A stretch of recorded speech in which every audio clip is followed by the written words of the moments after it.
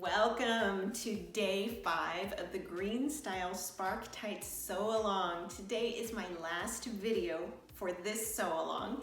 If you are looking for other videos and other steps of the video, there is a playlist for the Spark Tight Sew Along in my YouTube channel. So go back to Sew Casually Chic YouTube channel, look through the playlists and find the one for Spark Tights, and you can find all the steps in there.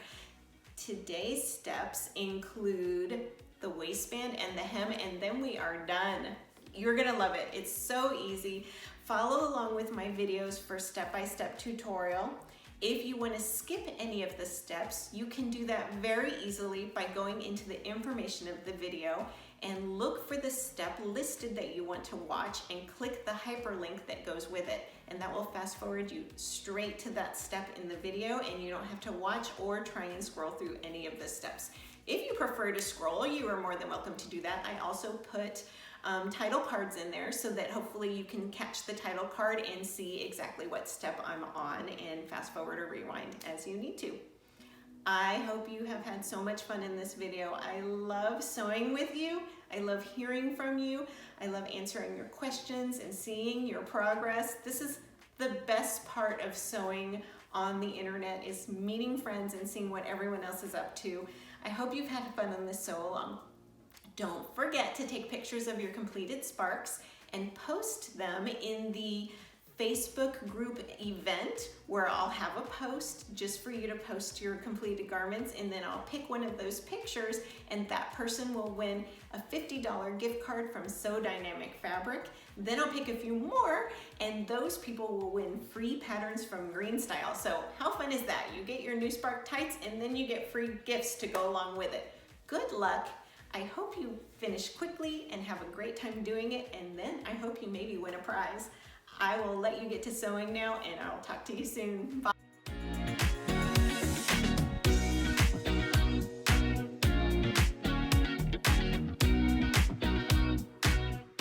To begin our waistband, we'll begin with our matching front and back pieces. These are the main pieces for my waistband. So what you do is you line up those shorter side edges and get them pinned. And now I'm working on the lining waistband. So they look really similar to each other. And we're going to pin those 4 edges. And now we'll stitch up all 4 edges with a stretch stitch or serger. I'm using my serger on the waistband and a 3/8 inch seam allowance.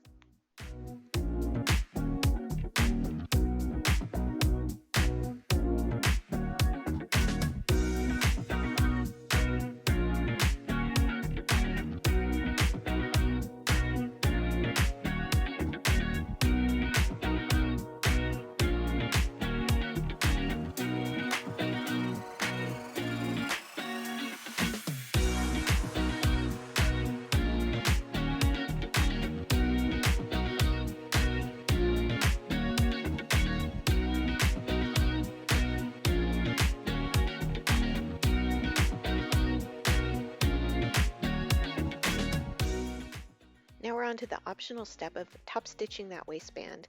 If you have top stitched the rest of the pant, I recommend doing the waistband as well, because then you'll have that lovely line that goes all the way from the bottom to the top.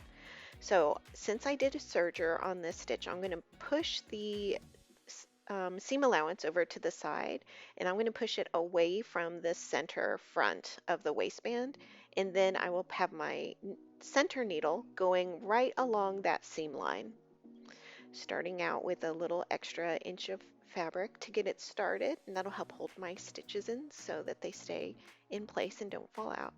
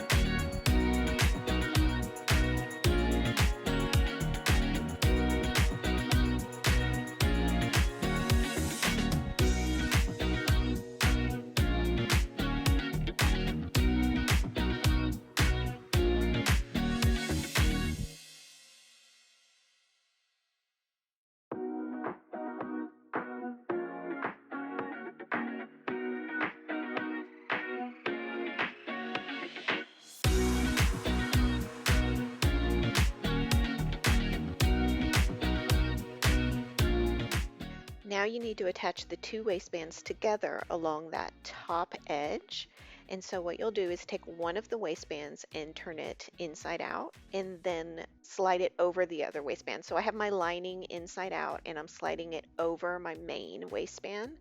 That way the right sides are touching each other. The pretty sides are touching each other, and then I'm going to pin all the way along the top. Since I pushed the seam allowance away from the center on the main fabric, I'm going to push the seam allowance in toward the center on the lining fabric. That way the seam allowances aren't laying on top of each other, they're laying next to each other, which will reduce bulkiness inside of your waistband.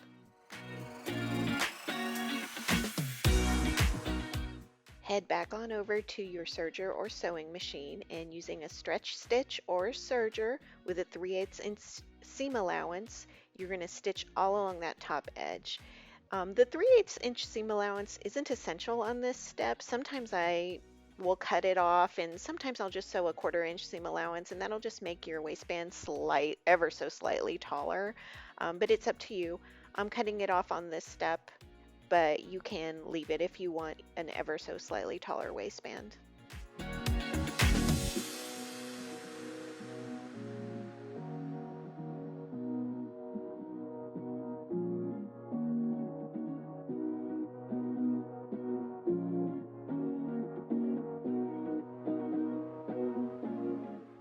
And here you can see that the main fabric waistband is a little bit longer than the lining fabric. It's about 1/8 of an inch longer, and that will help to pull the lining fabric inward when you're wearing it. That way it won't show. When you line up the bottom edges, you want to make sure that the seams continue pointing the same direction that they are at that top edge. So on my main fabric on here, the seam is pointing downward, and then the lining fabric is pointing upward. So just make sure it doesn't twist and switch directions on the way down. And then when you pin them at the bottom, they'll be right laying next to each other instead of on top of each other again. Go ahead and pin all along that bottom edge and make sure to line up those bottom edges. Then we're going to baste the bottom edge.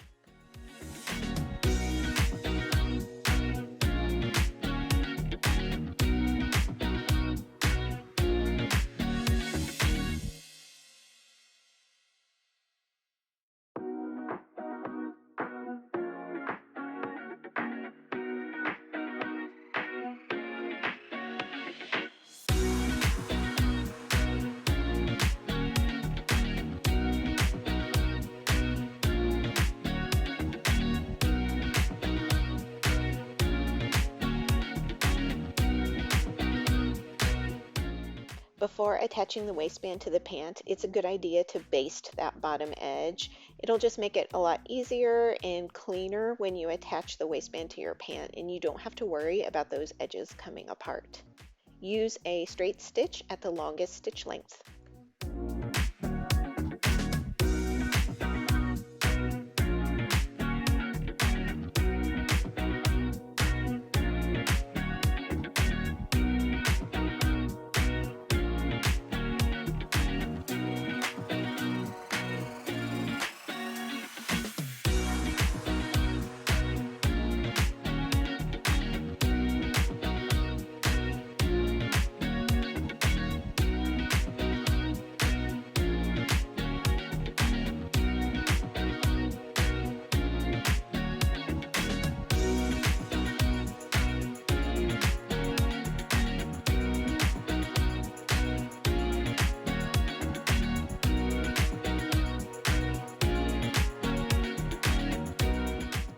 Now we'll begin pinning that waistband to the front of the pant, and we want to start by lining up those decorative stitches. You'll line the edges of the front waistband with those two seam lines between the front and the upper back insert, and see how I lay those decorative stitches on top of each other. I recommend using 3 pins, one right on top of the stitch line and then one on either side of the stitch line, and that'll just help you make sure to line it up. If you stitch those on and it shifts a little bit, it's going to be really obvious, so you want to get it perfect the first time. Once you do that, just go around and continue pinning the entire waistband. Do that by lining up the center back of the waistband and pant, the center front of the waistband and pant, and then pin the rest. You'll probably need to stretch the waistband slightly to attach it. And at this point, I recommend basting on that waistband. It will make it a lot easier if you want to take it out and make any adjustments, especially when lining up those decorative stitches.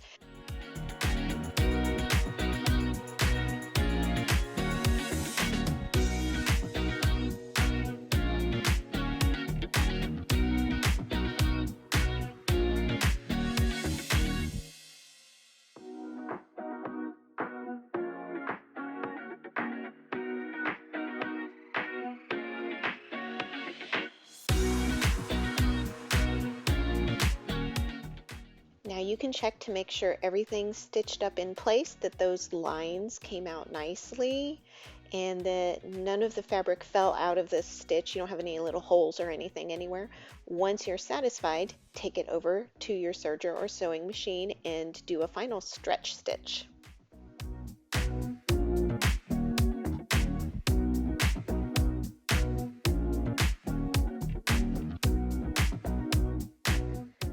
The final step is to hem your spark tights. You'll turn under the bottom edge, and you see I still have my little piece of fabric there holding in that cover stitch.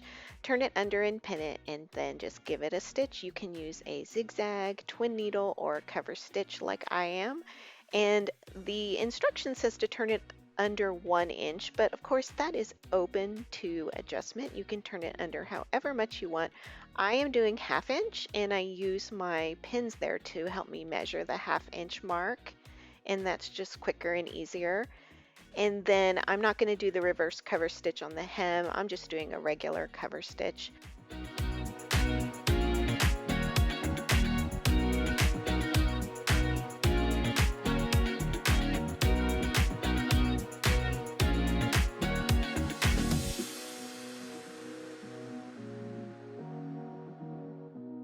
And now that that decorative reversed cover stitch is locked in with my hemming stitch, I can cut off that little piece of fabric that was helping to keep those stitches in place.